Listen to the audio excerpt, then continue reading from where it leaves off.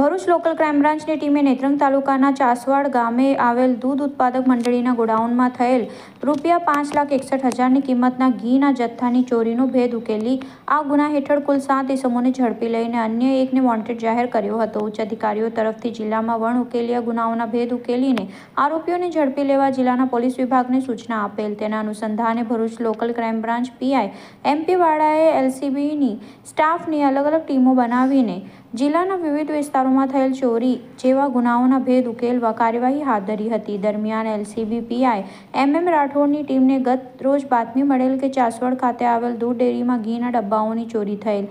તેમાં ઝરના ગામનો કિરણ રણજીતભાઈ વસાવા, ભેંસખેતર ગામના કિશન મહેશભાઈ વસાવા, અજય જગદીશભાઈ વસાવા તથા જગદીશભાઈ રામાભાઈ વસાવા, ડુંગરી ગામનો પ્રહલાદ છનાભાઈ વસાવા તથા કામલિયા ગામનો જતીન નાનુભાઈ વસાવા સંડોવાયેલ છે અને આ તમામ ઇસમો ઝરવાણી બસ સ્ટોપ નજીક ખેતરમાં ભેગા થયેલ છે. એલસીબીની ટીમે મળેલ બાતમી મુજબના સ્થળે તપાસ કરતા ઉપરોક્ત 6 ઇસમો મળી આવ્યા હતા. તે લોકોને ઝડપી લઈને અંકલેશ્વર ખાતે એલસીબીની ઓફિસે લઈ આવીને તેમની પૂછપરછ કરતા તમામ આરોપી ભાંગી પડેલ અને તેઓએ ચોરી કરેલ હોવાની કબૂલાત કરી હતી. કિરણ રણજીતભાઈ વસાવાએ જણાવેલ કે આજથી આશરે 2 મહિના પહેલા તેણે અન્ય ઇસમો સાથે ભેગા મળીને ચાસવાડ ડેરીના ગોડાઉનમાં પડેલા ઘીના ડબ્બાઓની ચોરી કરવાનું નક્કી કરેલ અને ત્યારબાદ તેઓ ચાસવાડ ડેરીમાં પાછળનું પતરું તોડીને ડેરીમાં ગયા હતા અને ડેરીમાં પડેલ ઘીના ડબ્બાઓની ચોરી કરેલ અને આ ચોરી કરેલ ઘી પ્રહલાદ વસાવા તથા કિશન વસાવાને વેચવા માટે આપતા હતા, જેઓ બજારમાં અલગ અલગ દુકાને વેચી આવતા. તેમાંથી જે રૂપિયા મળતા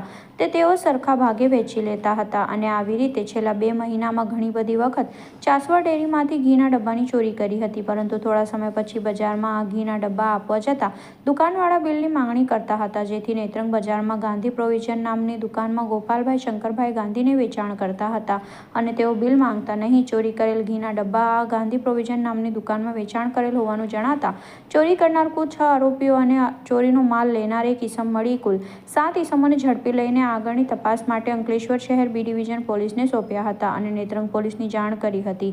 આ ગુના હેઠળ એક ઇસમ રાજેન્દ્ર જગદીશભાઈ વસાવા રહે ભેંસખેતર તાલુકા નેત્રંગનાને વોન્ટેડ જાહેર કર્યો હતો.